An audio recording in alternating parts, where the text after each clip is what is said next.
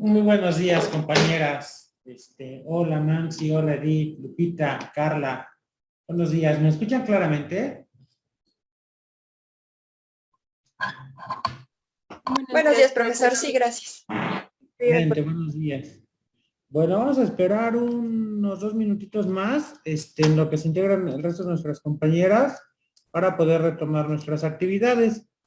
Recuerden que el trabajo que a continuación vamos a realizar de hoy hasta el mes de agosto, las próximas 7, 6 semanas, ya corresponde al segundo bloque de nuestro curso de prácticas 1, ¿vale?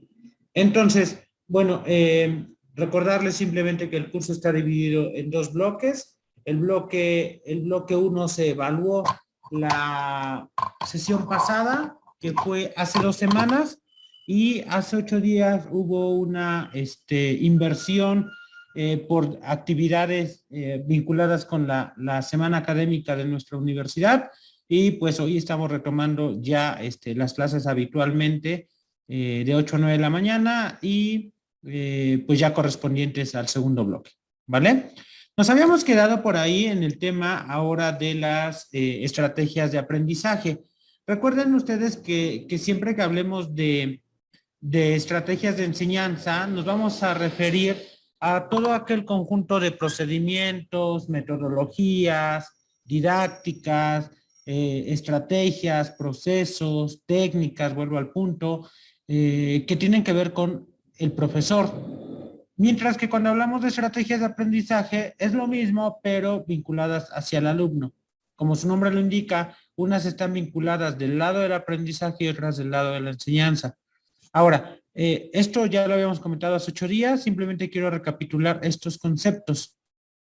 Cuatro ideas fundamentales. Esta que tenía que ver con la idea de que la calidad del aprendizaje tiene que ver con una balanza entre lo que hace el profesor y lo que hace el estudiante.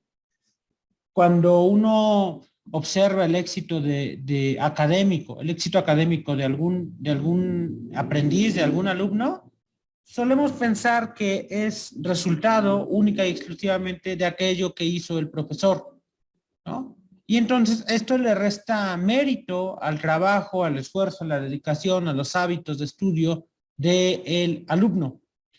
Y cuando el alumno académicamente fracasa, no logra aprender, no logra darle un significado a aquello que se ha enseñado por parte del profesor, de igual forma, pensamos que el profesor es el responsable, ¿no? Y entonces en este segundo caso se le resta no importancia, sino se le resta responsabilidad a las acciones que hacen los alumnos, ¿no? Lo cierto es que esta primera idea que habíamos comentado en la clase pasada, pues es esta idea en la que la calidad del aprendizaje no recae únicamente sobre lo que hace el alumno, sino que también involucra aquello que hace el profesor e inclusive factores externos, ¿no? Eh, Factores familiares, factores culturales, factores ideológicos, factores políticos y demás, ¿vale? Bueno, esa era la primera. La segunda era recordarles estos tres conceptos. Los procesos tenían que ver con las operaciones mentales que no son visibles, ¿no? Que son difícilmente manipulables. Yo ponía un ejemplo de estos procesos dentro del interior del aula. Los ejercicios de cálculo mental vinculados con las áreas de matemáticas. Lo que se exige es atención, comprensión, pero la atención, la comprensión no es palpable, ¿vale? Estos procesos, como estamos hablando de estrategias de aprendizaje, pues obviamente se asocian con la parte del alumno, pero no, difícilmente son tangibles, difícilmente inclusive me atrevería a decir son evaluables. ¿Cómo yo puedo evaluar en este momento quién de ustedes me está poniendo mayor atención? ¿No? Es muy complicado poder evaluar, poder darme cuenta, y más con estas nuevas modalidades. La tercera idea que quería retomar era esta, que era la de las técnicas. Recordemos que las técnicas, a diferencia de los procesos, sí son visibles, son manipulables, Por lo tanto, son evaluables, ¿no? Y ojo, las técnicas son evaluables en sus manifestaciones, ¿no? Lo que a mí me permite evaluar una técnica es la manifestación a través de la cual se representa. Los productos, ¿vale? En lenguaje pedagógico muchas veces habla de productos o de evidencias. No sé ustedes, pero por ejemplo, en algunas planeaciones de algunos colegios, de algunas instituciones, se nos pide que coloquemos las evidencias de la sesión. Oye, entonces la evidencia del día de hoy, chicas, es que ustedes me entreguen un mapa mental. O la evidencia es que al final resuelvan este problema. O la evidencia es que me hagan un resumen. O la evidencia es que me llenen esta tabla comparativa. O la evidencia es que hagan una sinopsis, ¿no? Obviamente, yo no puedo evaluar la comprensión, yo no puedo evaluar el análisis de la lectura, yo no puedo evaluar la atención que ustedes me pusieron, pero a través de esa técnica, de ese mapa, a través de ese resumen, yo me doy cuenta, pues justamente del proceso, ¿no? Que es lo que está detrás. Y por último, la cuarta idea que quería retomar era la de las estrategias, que son como ni tan tan, ni muy muy. No son ni tan visibles, pero tampoco son tan encubiertas. Lo que tiene que ver con los procesos bueno, más bien con las acciones de organización de los datos, es decir, tiene que ver con el qué necesito hacer para llegar, ¿vale? A entregar un producto. Ah, pues, para hacer una tabla comparativa, una tabla de clasificación, primero necesito organizar los datos, ¿vale? Para comprender su significado. Bueno, reitero, esto ya lo habíamos visto. ¿Dudas o preguntas? ¿Sí quedan claras esas tres diferencias del lado de las estrategias de aprendizaje, procesos, técnicas y estrategias? ¿Sí? Excelente, ¿eh? Eso espero, compañeras. Ok, hasta acá nos habíamos quedado, me parece que la clase pasada. Por favor, Edith Morales.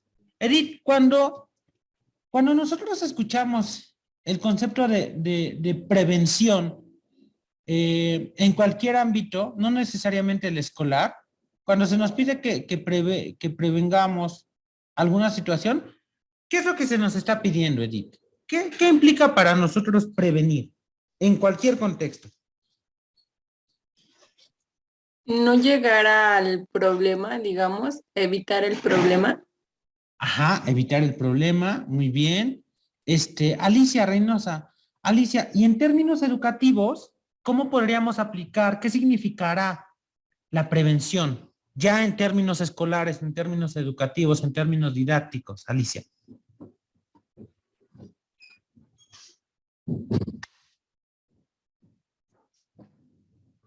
Ay, creo que Alicia no nos escucha. Carla Reyes, ¿tú qué nos puedes comentar, Carla? Me voy a quitar el cubrebocas, no hay nadie en el salón de clases. Hay una ventana ventilando y cerré la ventana, la puerta. Sí, te escuchamos. Yo entiendo como prevenir, como evitar como el abandono escolar em, o que los alumnos no entiendan algún tema. No Ajá. sé si sea correcto. Ok, muy bien. ¿Alguna de ustedes, compañeras, ha escuchado hablar de la importancia de los exámenes diagnósticos? ¿Para qué nos sirve un examen diagnóstico?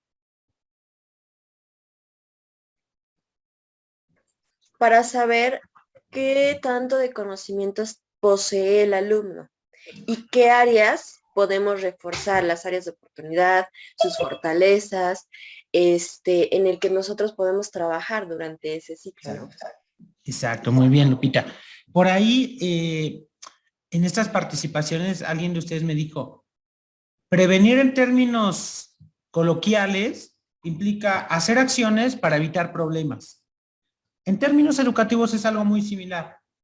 La prevención estratégica, porque estamos hablando de estrategias de enseñanza, la prevención estratégica es este proceso, este mecanismo mediante el cual el alumno y también desde luego el profesor identifica estrategias, identifica acciones, identifica recursos poco eficientes para cambiarlos, para modificarlos.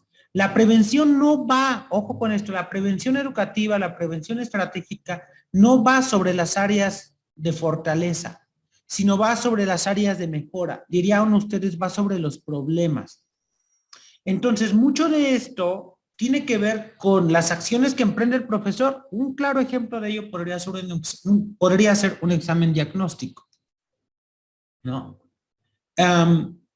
Un examen diagnóstico me permite a mí como profesor palpar el terreno sobre el cual me voy a desenvolver el próximo semestre, el próximo cuatrimestre, el próximo año escolar. Y también le permite a mis chamacos, también le permite a mis alumnos, a mis compañeros, ¿no? Identificar qué áreas son áreas de mejora. Y en función de ello, generar nuevas actividades, nuevas estrategias, nuevos procesos para hacer más eficaces estas áreas, ¿no? Entonces, bueno, este es un concepto también bien importante. Ahora, otro concepto tiene que ver con el de la optimización, porque no solamente se trata de prevenir lo que todavía no llega, ¿no? La prevención inclusive tiene que ver con un proceso de planeación, de planificación, ¿no? Voy a poner un ejemplo muy fuera de lugar, pero que creo que nos va a ayudar a entenderlo, ¿no? ¿Cuál es la diferencia entre estos conceptos? Si es que yo tengo un salario que dificulta mi calidad de vida, a lo mejor cuando me enfermo no me da para ir con el médico, a lo mejor no me da para traer un teléfono con saldo todos los días, a lo mejor no me da para comer carne por lo menos 2 veces a la semana, ¿no? Y entonces estoy en una relación sentimental, ¿no? En la que existe la posibilidad de tener un bebé, de tener un hijo, ¿no? Pues muchos pensarían, bueno, vamos a prevenir, ¿no?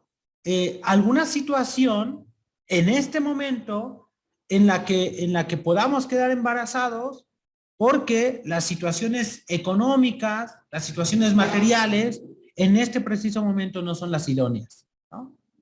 Ahora, eso es prevenir, optimizar, potenciar las estrategias eficaces. Ah, bueno, pues ya ha ocurrido, ya está el bebé con nosotros, ¿no? Y sabemos que a lo mejor las condiciones económicas, las condiciones materiales no son las mejores, pero vemos nuestras fortalezas. No nos centramos en lo que no tenemos, no nos centramos como alumnos en de lo que carecemos, ¿no? Sino me centro sobre todo en lo eficaz, en lo que hago bien. Voy a poner otro ejemplo, estrictamente académico. A mí me pasaba mucho en la preparatoria que era muy malo trabajando individualmente. Me costaba mucho el trabajo individual. Me costaba mucho, por ejemplo, la resolución de los exámenes, me costaba mucho la resolución de problemas en matemáticas, porque obviamente eran ejercicios, eran situaciones en las que se exigía por parte de los profesores un trabajo individual. Pero cuando llegaba el momento de hacer equipos, mi dinámica se transformaba.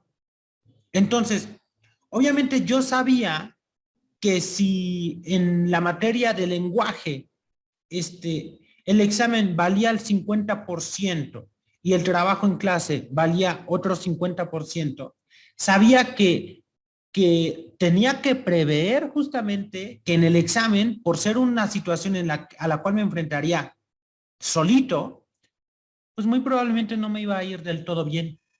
Y entonces centraba toda mi energía en el proceso, ¿no? En el otro 50% porque eran exposiciones, porque eran debates, porque eran ejercicios en equipo. Sabía que ahí tenía que optimizar. La prevención tiene que ver con, por así decirlo, con lo que nos hace falta, de lo que somos carentes como estudiantes, como profesores. La optimización tiene que ver con en lo que somos buenos, ¿no? Bueno, soy bueno en esto, pues obviamente voy a tratar de potencializarlo. Y por último, el concepto de recuperar o de la recuperación. Por favor, Nancy, ¿nos apoyas con la lectura de este pequeño concepto? Profesor. ¿Qué nos dice Nancy? Identificar las estrategias responsables del bajo rendimiento y mejorar su utilización. Ok, este tercer concepto tiene que ver con desechar, ¿vale? Uno tiene que ver, la prevención tiene que ver con, no tengo algo, ¿ok? Y tengo que ver cómo eso que no tengo me puede ocasionar, dirían ustedes, problemas y entonces tratar de evitarlo. Eso es prevenir, ¿no? Cuando una persona ha ingerido bebidas alcohólicas y tiene que trasladarse conduciendo un automóvil, la prevención consiste pues justamente conocer nuestro estado, decir, pues es que estoy mareado, o es que tengo mucho sueño, o es que estoy muy enojado y no es buen momento para tomar un volante. Prevenir.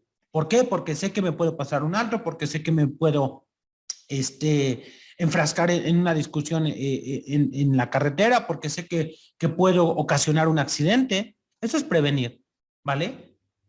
La optimización tiene que ver con, bueno, soy bueno en esto, ¿no?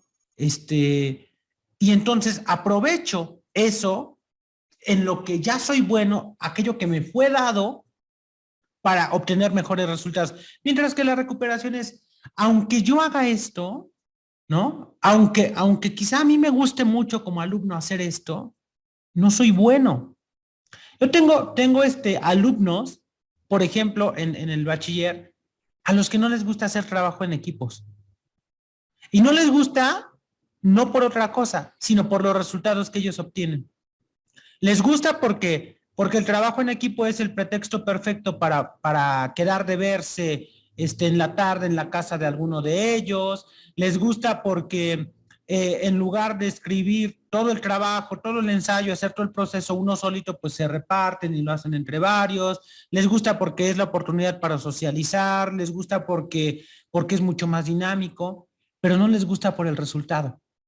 Tengo alumnos que me han dicho, profe, es que a mí me gusta mucho por todo lo que involucra socialmente los trabajos en equipo, pero no me gusta porque, porque nunca sé escoger bien a mis equipos, porque siempre es algo mal, ¿no? Porque me confío. Y con eso tiene que ver el concepto de recuperación, identificar las estrategias responsables del bajo rendimiento y mejorar su utilización. Entonces los chavacos me dicen, pues yo me llevo a todo dar con mis amigos, pero cuando llega el momento de hacer trabajo en equipo, mejor lo hago yo solito, ¿no? O sea, ya sé que si me meto en esta situación, voy a salir perjudicado. Estos tres conceptos van a ser importantes porque a continuación vamos a platicar sobre algunas acciones que tienen que ver con los alumnos que incentivan la optimización, la recuperación y la prevención, ¿vale? La motivación es una de ellas. Por acá tenemos algunos conceptos. Edith Morales, Edith, ¿nos apoyas con la lectura de estos 5 conceptitos? Sí. Motivación intrínseca, motivación al logro, éxito, fracaso, estrategias de esfuerzo, orientación a la meta. Edith, ¿cómo crees que se puede motivar a un alumno? ¿Y qué beneficios crees que traiga? Lo podemos motivar, digamos, pues en cierto momento o en cierta forma al obtener una buena calificación, ¿no? Por decir, si entregas un proyecto con ciertas características, vas a obtener un 10. El Ujú. beneficio va a ser que investigue, que tenga nuevos conocimientos sobre el proyecto que se va a trabajar. Ujú. Ok, una motivación, sí, ok, María del Rosario, te escuchamos, nos levantas la manita, platícanos. Bueno, yo creo que la motivación se puede utilizar o aplicar en cualquier momento. Como comenta mi compañera, tal vez no solamente sea durante alguna buena calificación o en alguna buena Ujú. acción. Yo creo que eso lo podemos realizar hasta cuando tenga algunas o algún comportamiento que no sea muy adecuado o cuando inclusive no tenga una buena calificación. Ujú. Debemos de aplicar la motivación, puesto que en ese momento, entre más negatividad tenga, pues yo creo que le va a echar menos ganas a que Claro. si tuvo una mala calificación o digamos, en un examen aplicó y está o sacó muy bajas calificaciones, pues yo creo que podemos motivar de tal manera que lo impulsemos, ¿no? A que para la siguiente pues se aplique más. Claro, sí, Entonces, y pues yo ya. creo que la motivación está en todo momento. Ajá. Ajá, perdón. No, no, adelante, adelante. Sí, nada más. Sí, yo creo que sí deberíamos de aplicar la motivación o esa debería de estar en cualquier momento, ya sea en Sí, resultados positivos o en negativos. eso es algo que me llamó mucho la atención de estos dos comentarios y que por ahí el concepto de en medio, que se los voy a subrayar con azul, pues justamente dice, motivación, éxito, fracaso. Normalmente nosotros pensamos que la motivación solamente está vinculado con la parte del éxito. O sea, que solo se puede motivar a través del logro, a través de la entrega, a través de lo ideal, a través de lo positivo, a través de lo bueno, a través de lo ejemplar, ¿no? Y no necesariamente, también puedo motivar a través del fracaso, a través del error, a través de la equivocación, ¿no? Este, y muchas veces esa motivación, la motivación inversa, la motivación que va vinculada hacia el proceso y no necesariamente hacia el producto, la motivación que va dedicada hacia el fracaso y no necesariamente hacia el éxito, es una motivación mucho más significativa, ¿no? Ojo con esto, porque, porque muchas veces pensamos como profesor que si no lo logró, no es digno, no vale la pena, no merece reconocérselo. Si el trabajo no estuvo bien hecho, pues ¿para qué le voy a dar una palabra de aliento? ¿No? Y entonces corremos el riesgo justamente de caer en la desmotivación. Muchas veces, voy a decir esto, para que un chamaco se sienta motivado, necesita de algo que haga el profesor, muchas veces, ¿no? Para que yo me sienta motivado como alumno, necesito que el maestro me reconozca, que diga, ay, qué bien, María del Rosario, excelente participación, ¿no? Muchas gracias, Nancy, tú siempre nos estás apoyando con la lectura. Edith, qué fantástico el análisis de los comentarios que haces. Lupita, qué bueno que siempre entras a tiempo y nunca faltas. Alicia, esto, ¿no? Carla, felicidades por esto, ¿no? Y entonces cada una se siente como especial. Pero, ojo, pero para el caso de la desmotivación, no necesitamos de algo que haga el profesor. Justamente la desmotivación viene con la indiferencia, viene con la ignorancia, o sea, con el sentirnos que trabajamos en vano, ¿no? Con el sentirnos que el error fue resaltado. Entonces, esta parte es importante. Eh, actos sencillos que yo hago, ¿no? Por ejemplo, en el bachillerato, ¿no? La cuestión, por ejemplo, cuando un alumno es muy, muy persistente, muy perseverante, voy poniendo por ahí algunas notitas, una décima extra, ¿no? Si llegas a necesitar, por ejemplo, si tienes 9.4 y obviamente para sacar el 10 necesitas necesariamente 9.6, necesitas 2 décimas. Si me participas, si me entregas más que el resto, yo te voy a ir anotando acá estas décimas. A lo mejor sacas 9.2, y tienes 2 décimas, pues no te sirven de nada porque subes al 9.4. Pero a lo mejor sacaste 9.4 y te subo 2 décimas, sacas 9.6 y eso en automático hace que seas acreedor al 10 y no solamente al 9, ¿no? Eso es en lo positivo.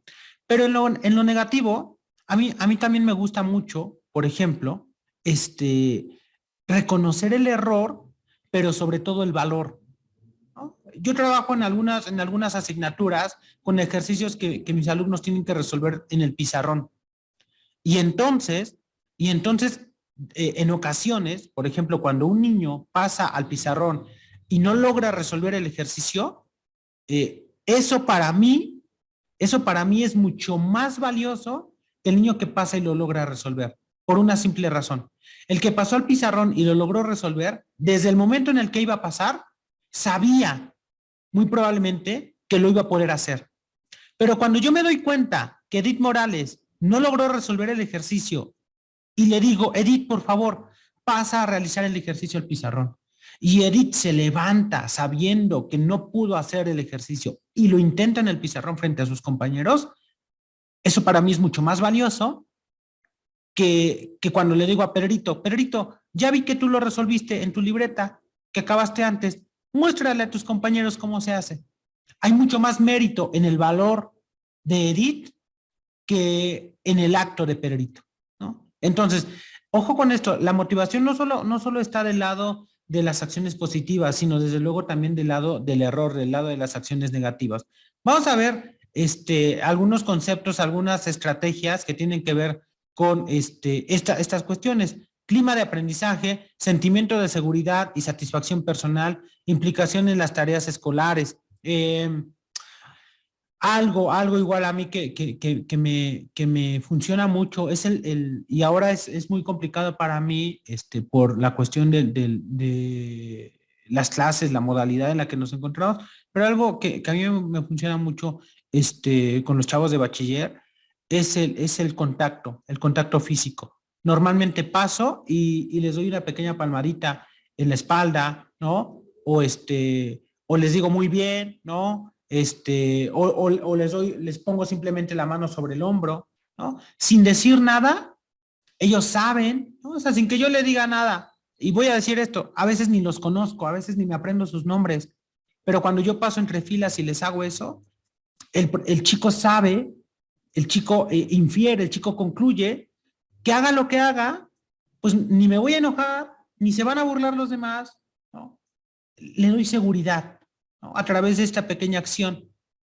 Entonces, y tengo la seguridad, tengo la certeza de que es así porque me lo han dicho, ¿no? O sea, los chamacos luego me dicen, oye, profe, pues es que cuando te acuerdas que tú tenías esta maña, me dicen, o sea, de pasar y darnos una palmadita, en alguna ocasión me dijo un chico, al principio a mí me enojaba, ¿no? Porque sentía que era así como, pobrecito, ya lo intentaste, pero después entendí el sentido con el que lo hacías, ¿no? Me tratabas de hacer sentir bien, profe, aunque sabías que la verdad era muy malo en tu materia, ¿no? Y es justamente eso, ¿no? Bueno, la parte, ahora sí, vámonos rápidamente por la cuestión de las estrategias. Por acá nos vamos a saltar la cuestión del control emocional y quiero llegar a esta cuestión, estrategias de procesamiento. Procesamiento sobre todo de información, ¿no? Tenemos acá estos conceptos. Por favor, Lupita, ¿nos apoyas con estos 4 conceptos? Claro, profesor. Dirigidas a la codificación, comprensión, retención, reproducción.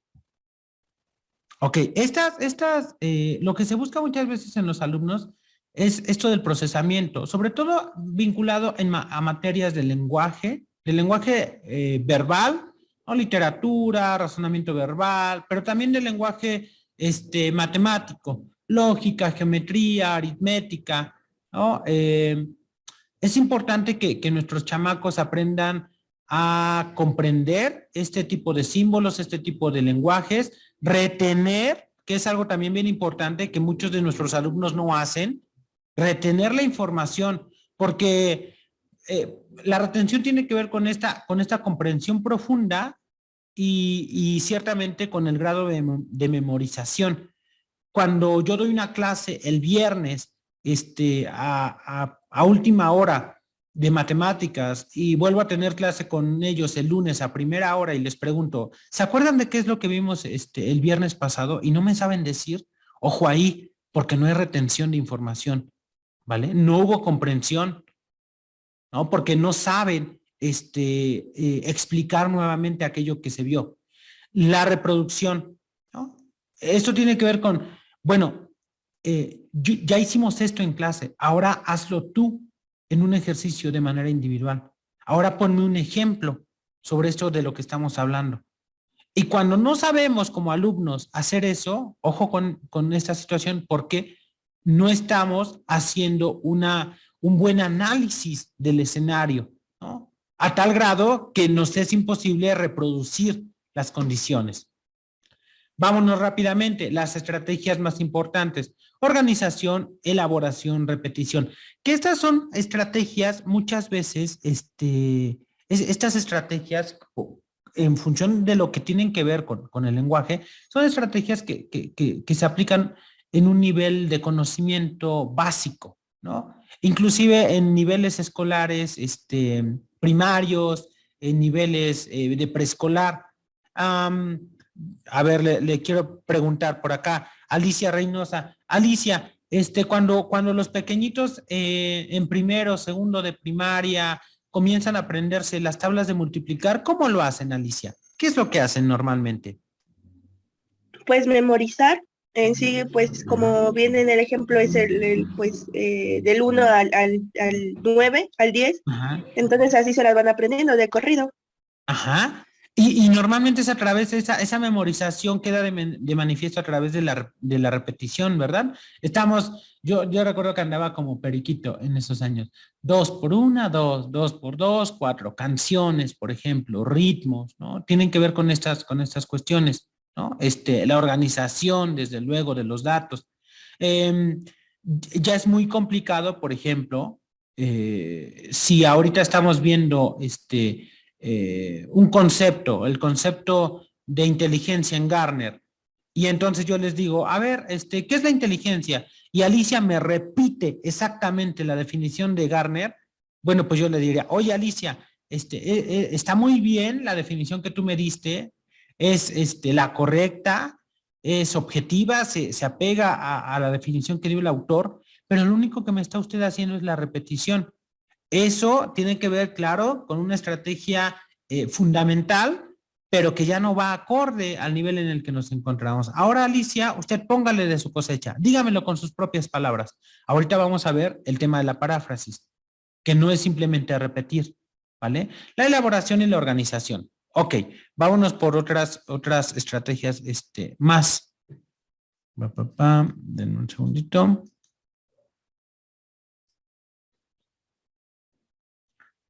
Las estrategias de selección.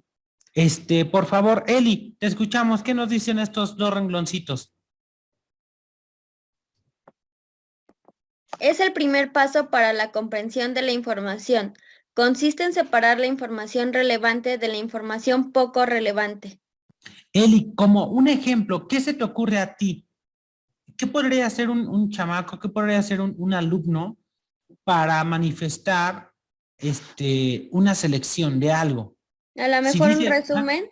Exacto. Por ejemplo, un listado de ideas principales, ¿no? En el sentido en el que dice, consiste en separar la información relevante de la información poco relevante. Un resumen en la que por obvias razones, y esto es algo que también aplicamos en la primaria, el subrayado, por ejemplo. Levántenme la manita a quienes nuestras maestras de primaria nos decían, vamos a hacer un subrayado con verde las ideas principales y con rojo las ideas secundarias, ¿no? Es una situación clásica que muchos de nosotros desarrollamos, estrategias de selección. Existen técnicas que ayudan a seleccionar información. ¿Cuáles son algunas de esas técnicas? Técnicas de la ojeada, el subrayado, del que ya habíamos comentado, ¿no? Es una técnica pues elemental, y es técnica justamente porque es visible, porque es palpable, porque yo veo acá que mi chamaco subrayó. ¿Qué pasa en este ejemplo, Andrea Yamilet, cuando un alumno subraya todo el texto? ¿Qué pasa, Andrea Yamilet? Si yo dejé que leyeran una hoja a mis alumnos y les digo, subráyame las ideas principales y Adri Romero me subraya todo el texto. ¿Tú qué pensarías, Andrea? Que tal vez no comprendió la lectura y que para él todo posiblemente sea una idea en la cual no tiene la organización de qué es lo más importante de la lectura. Claro, ¿no? O sea, es esta idea de, profe, pues es que todo es importante. ¿Cómo que todo va a ser importante? Entonces, aunque el niño lea, ojo, porque quizá el niño sí leyó todo el texto, pero no está haciendo este ejercicio de discernimiento, de separación, de clasificación, de que una idea es importante, pero la de abajo es secundaria, ¿no? Entonces, vamos a ver. Alguien en alguna ocasión, un profesor en la universidad me decía, que, en términos de esto, del subrayado, que un buen subrayado se queda de manifiesto. Él me decía así de sencillo. Me decía, yo me doy cuenta que mis alumnos entendieron el texto y realmente lo analizaron, descompusieron en partes, hicieron esta diferencia entre las ideas principales, las ideas secundarias, el contexto y demás, porque era parte un profesor de metodología de la investigación. Dice, cuando el subrayado ni siquiera trae oraciones completas. Y yo decía, ¿cómo? Y me dice, sí, cuando solamente subrayas palabras, conceptos, ¿no? Ideas cortas, frases cortitas, y además, algo que él me decía, anotaciones, ¿no? Cuando yo veo que hay rayones en el texto y además ni siquiera está subrayada toda una idea, sino simplemente un concepto, me decía, ahí me doy cuenta de que hubo un verdadero ejercicio de análisis, un verdadero ejercicio de interpretación, de crítica sobre el texto. Cuando yo veo que me subrayaron aquí y allá y casi un párrafo sí, un párrafo no, y el texto está en blanco, nunca le rayaron, nunca nada, él dice, eso simplemente es un subrayado y a lo mejor hicieron la lectura, pero justamente no hay retención, no hay significación. Yo le pregunto al compañero, a la compañera, oye, ¿qué entendiste sobre, o qué te parece, o qué podrías mejorar sobre el actuar de tal personaje en la lectura? Ah, pues es que necesita volver al texto y volver a leer lo que subrayó, ¿no? Y entonces me dice, cuando yo le pregunto a otra persona que a lo mejor solamente subrayó palabras, basta con que él ojee, vea la palabra, vea la anotación que él hizo y entonces me puede dar una explicación. ¿Ok? Vámonos con otro tipo de estrategia. Bueno, los fallos a la hora de seleccionar información antes de pasar al siguiente tipo de estrategias. Por favor, le pedimos ahora a Adri Romero, ¿nos apoyas con estos 3 rengloncitos en color morado?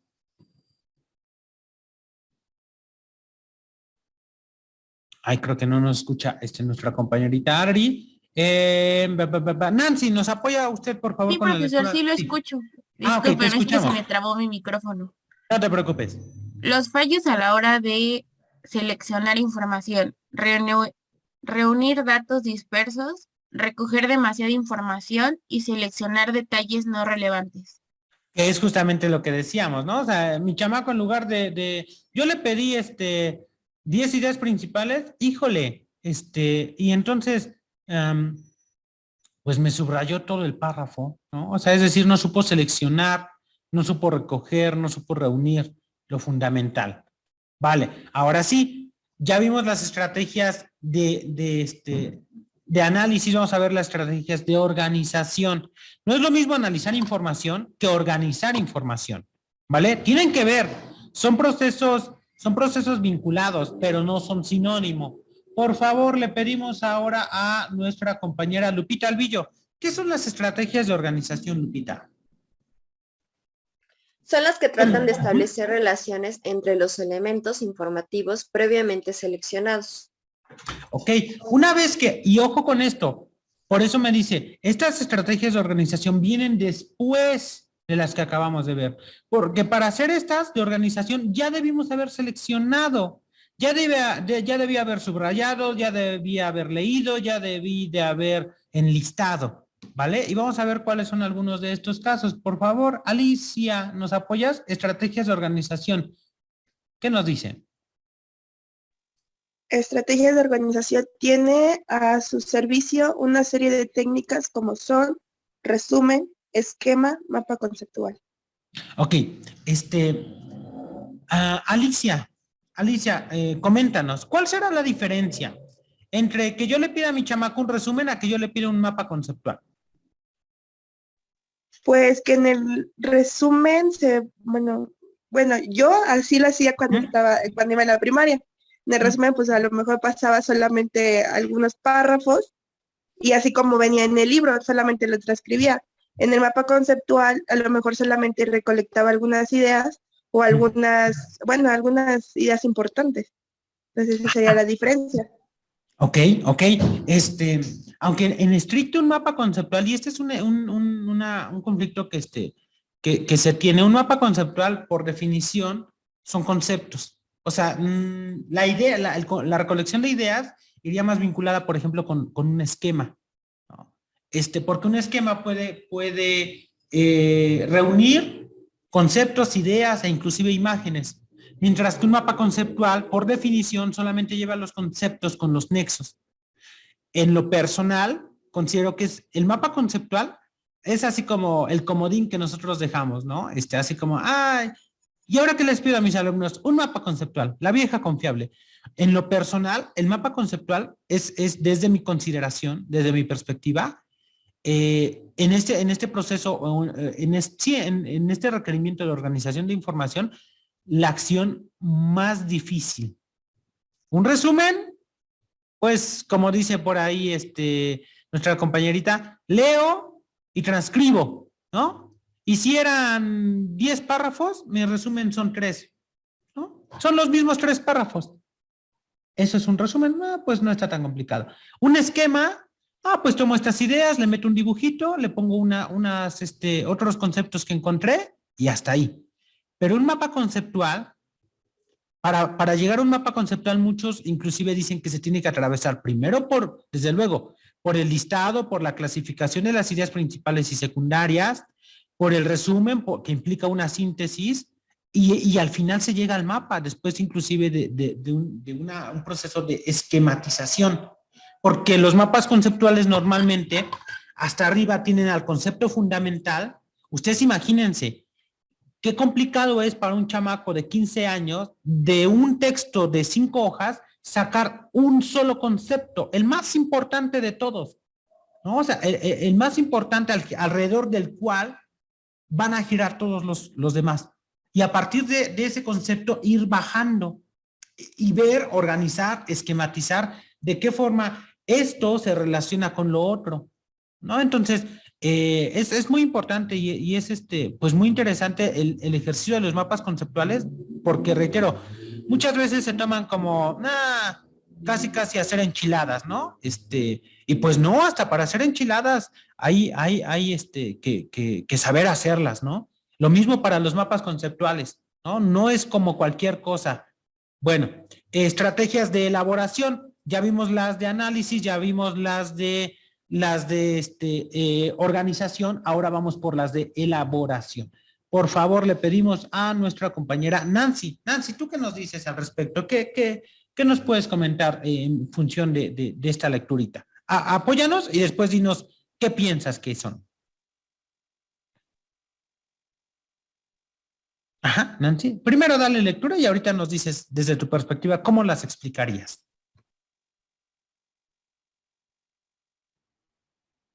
Ay, Nancy, creo que tiene problemas con su micro porque se ve que se mueve, pero no se escucha. Por favor, María del Rosario. Rosario, te escuchamos. Apóyanos, por favor. Sí. Estrategias de elaboración.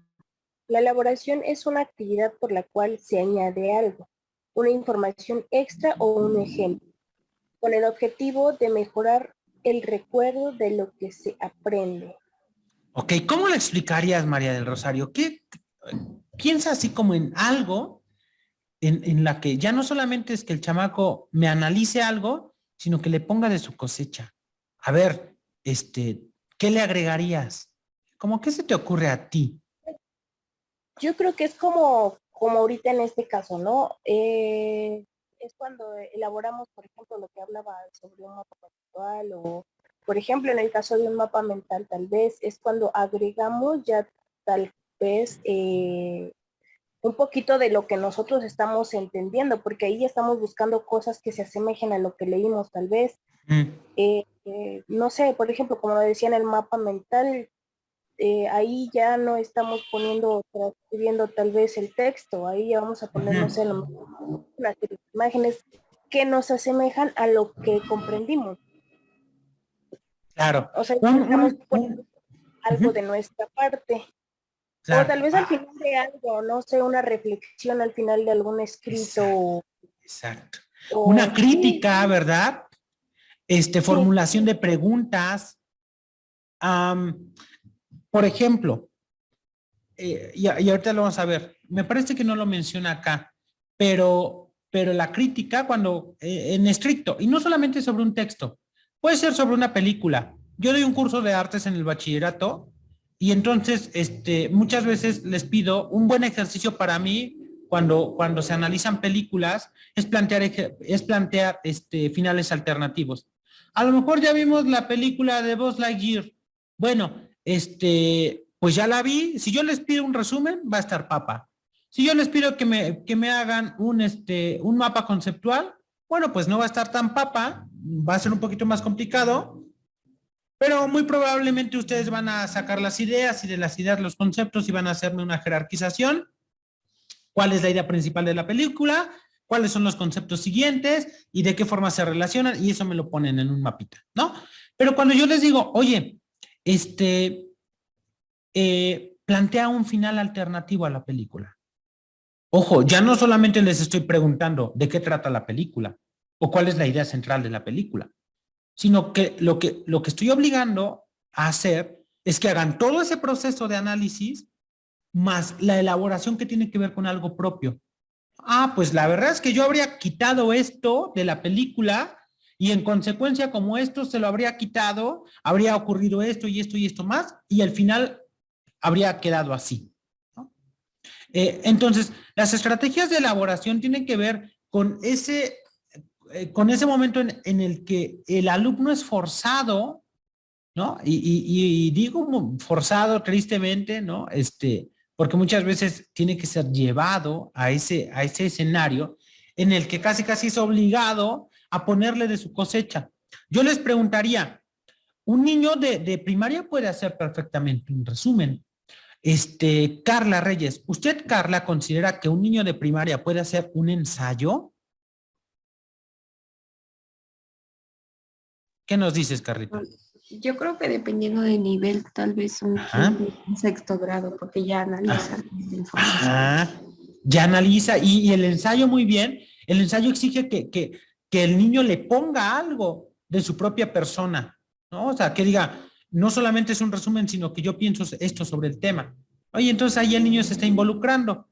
Aunque difícilmente un pequeñito en primaria puede hacer un ensayo, ¿no? Es un poquito complicado. Aunque, si bien es cierto que es complicado que pueda hacer un ensayo, yo diría, hay otros ejercicios. A mí me sorprende, por ejemplo, los ejercicios de las calaveritas literarias, ¿no? Que se hacen en primaria, porque son estrategias de elaboración. ¿Alguien ha hecho calaveritas literarias? Cuando vienen Todos Santos y las festividades del Día de Muertos. Yo conozco a una... muy bien, Lupita, platícanos, ¿cómo es el proceso? ¿Qué nos puedes compartir? Bueno, es empezar a analizar y pensar que rimen las palabras con lo que tú quieres plasmar sobre, no sé, a lo mejor una persona o un grupo de personas en esa calaverita literaria. Pero es eso, es analizar, es esa cognición que va llevando una organización en su pensamiento para ir plasmando y además que pues vaya, voy a llevar una consonante asonante o la rima entre los versos, o sea, Claro. Lleva una cognición. Sí, y es complejo, ¿verdad? O sea, no es así, vuelvo al punto, no es como enchilame otra, ¿no? O sea, es realmente un proceso muy desgastante, muy complejo, y a mí me sorprende porque es cierto, o sea, los niños es complicado que hagan un ensayo, pero ojo, eso no significa que no puedan hacer elaboración de algo. En términos de lenguaje, a mí me queda claro que hay niños que desde la primaria tienen un análisis, un manejo, una organización, una profundidad en el lenguaje oral y escrito, y prueba de ello son este tipo de dinámicas, este tipo de ejercicios, ¿no? Por ejemplo, también las adivinanzas, ¿no? Cuando las maestras les dicen, a ver, me vas a elaborar una adivinanza o me vas a elaborar un chiste, ¿no? El niño tiene que ponerse a analizar el lenguaje y no se valen chistes de internet, ¿no? Y inclusive esta compañerita, esta amiga me decía, yo les doy una temática en específico. Estamos viendo el día de hoy reinos animales, reino animal y reino vegetal. Búscame un chiste, elabórame un chiste, búscame los conceptos de la clase, ¿no? No el chiste, búscame los conceptos de la clase que te sirvan para elaborar un chiste sobre este tema. Y entonces me dice, ahí yo me doy cuenta, ¿no? Que debe haber un chiste que no tiene manejo del lenguaje, pues no es chiste, ¿no? O sea, porque inclusive no está este grado de gracia, ¿no? Vamos por estas técnicas que no son, pues muchas veces como las ideales, pero que también son necesarias. Hace rato yo les decía estrategias de repetición. ¿Qué tienen que ver con esto, no? Por ejemplo, los pequeñitos en primaria, en preescolar, cuando aprenden algo, pues muchas veces lo hacen a través de la repetición. Vamos a ver qué nos dicen estas estrategias de repetición. Por favor, ahora le pedimos a nuestra compañera Edith Morales, te escuchamos. Repetición.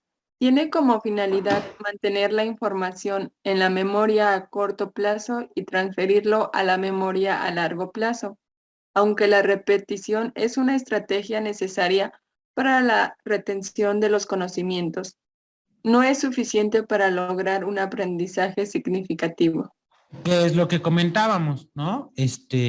¿Cuántos de nosotros, inclusive ya en la universidad, inclusive en la preparatoria, resolvimos un ejercicio por repetición? A mí me pasaba mucho con los exámenes de ciencias naturales, bueno, como de ciencias en general, porque no eran ciencias naturales, específicamente química y biología, que cuando hacía los exámenes me acordaba de todo, ¿no? O sea, porque obviamente había repetido, había memorizado. Terminaba el examen y literalmente parecía que me reseteaba. A la clase siguiente, todo se me había olvidado. Solamente había estudiado para pasar el examen. Pero después de ello, me reseteé, ¿no? Era capaz de repetir, ojo, pero no de lograr un aprendizaje significativo. Porque si hoy ustedes me preguntan, ¿cuál es la diferencia entre un carbohidrato y una proteína? Pues no lo sé, ¿no? O sea, caray, en su momento, hace 10 años, hace 12 años, pues perfectamente yo decía, la diferencia entre un carbohidrato y una proteína es esto y esto y esto y esto y esto más, porque venía en el examen y lo repetía como periquito, pero ahora lo desconozco. ¿Por qué? Porque simplemente me quedé en la repetición, ¿no? Y vamos a ver. Bueno, ahí están algunos materiales para esta primera parte de la presentación. Estrategias de personalización del conocimiento. Por favor, como tarea, porque me quedan solamente 2 minutitos. Y es una tarea que vamos a analizar aquí en clase, para que ustedes la traigan. Vamos a elaborar justamente un listado de 5 ideas principales, simplemente 5 ideas principales de la diapositiva número 40 a la diapositiva, ahorita les digo, no recuerdo si era la 60, de la 40 a la... Sí, acá está. De la 40 a la a las 60. Van a analizar ustedes estas 20 diapositivas y nada más me van a poner, nada más véanlas, no hace falta que me hagan otra cosa y me anotan 5 ideas principales. De todas estas 20 diapositivas, 5 ideas principales y la próxima clase al inicio me las comparten, por favor, porque tenemos que pasar ya a la siguiente temática la semana que viene y no nos va a dar tiempo de analizar esta presentación. La próxima semana vamos a hablar sobre estrategias y el manejo del aula, ¿vale? La relación entre el profesor y el alumno, pero no nos va a dar tiempo, nos falta terminar esta presentación, entonces por lo menos llegar a las 60, ¿va? 20 diapositivas y un análisis de 5 ideas principales para que ya la próxima semana entremos de lleno con las estrategias y el manejo del aula. ¿Sí? ¿Dudas, preguntas, compañeras? ¿No? Va que va. Bueno, pues entonces, pues no me despido porque a muchas de ustedes las veo al rato, en un momento más, y nos vemos al ratito, ¿vale? Cuídense mucho. Gracias, profesor. Gracias a Gracias, ustedes, profesor. chiquita. Cuídense, bye.